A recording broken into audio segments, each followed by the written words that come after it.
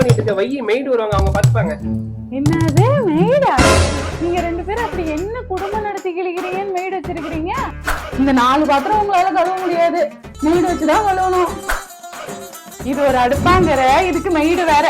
நாங்கெல்லாம் அந்த காலத்துல எங்க மாமியார் வீட்டுல சாணிய கரைச்சு அடுப்பு மொழி கோலம் போட்டு விறகு வச்சு சமையல் பண்ணோம். இந்த அடுப்பாங்கரைக்கு மெய்டு வேற.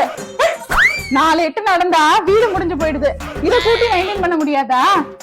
நாங்கெல்லாம் அந்த காலத்துல எங்க மாமியார் வீடு ஒரு தெருவுல ஆரம்பிச்சா அடுத்த தெருவுல போய் முடியும்.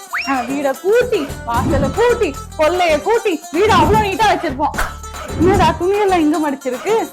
மெய்டு இங்க மடிச்சு வச்சுட்டு போயிருக்காங்க. மெய்டு மடிச்சாங்களா? ஆமா, அவங்க துணி எடுத்து வாஷிங் மிஷின்ல போட்டு காய வச்சு மடிச்சு இங்க வச்சிருவாங்க. இதை எடுத்து உள்ள வச்சுப்பேன். அந்த காலத்துல எல்லாம் பிரயோஜனம் இல்லை, இது எல்லா வேலையும் அவங்களே செய்யறாங்கன்னா இந்த காலத்து பசங்க என்னதான்